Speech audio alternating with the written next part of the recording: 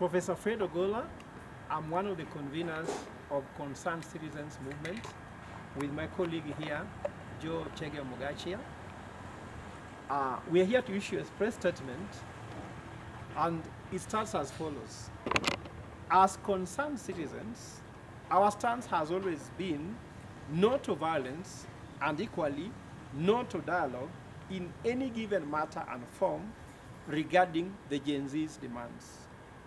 We previously stated that there is no need for dialogue on the state of the nation because the president has manual for running the government effectively.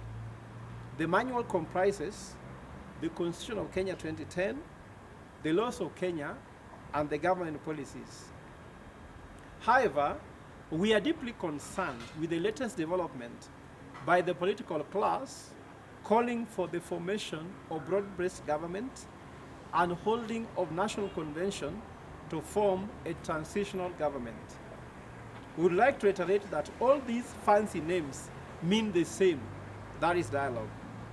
In that regard, we emphatically reject the call for dialogue in any manner and form. This is because we have had several dialogues in the past led by political class. They have been about exchange, creation, and sharing of positions rather than formulating citizens' development solutions.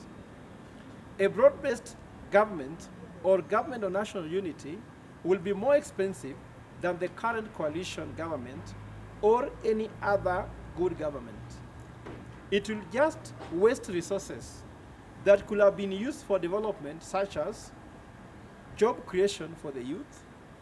Job creation is the most urgent crisis to address in our nation today. We have studied the demands by the Gen Zs, and we have found that them highly legitimate, pragmatic, and realistic, and they can be realized within the current constitutional dispensation, including the call for Ruto must go. The protesters have raised questions of moral, justice, and integrity, and to attempt a political solution to it is to miss the mark. The fundamental concerns raised by the youths can only be solved by adhering to the letter and spirit of the law. On the contrary, political leaders are self-serving. The demands by politicians that requires the creation of leader of opposition, prime minister, and making opposition to join government are unconstitutional, unrealistic, non-pragmatic, and will only increase the burden of the taxpayers without being alive to the current economic situation and the demands by the Gen Zs.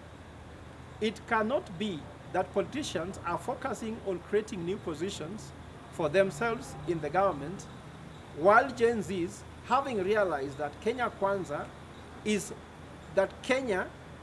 overrepresented but underserved, are demanding for reduction of cost of running the government, such as compensation for MPs and civil servants, and reducing constituencies and counties. We also want to state that in Kenya, we are not short of leaders, starting with us who are addressing you now. Our political leaders have taken Kenyans for granted for far too long.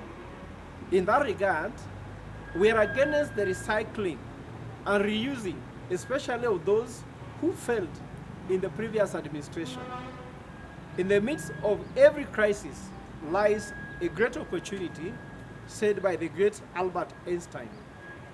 We call upon Kenyans not to waste this good opportunity, which has been handed over to us by the Gen Z revolution, which is an opportunity to change the political landscape of Kenya into Kenya that all of us yearn for. Kenya is the delivery room. Let us get the baby out and put our beloved country on the route to prosperity.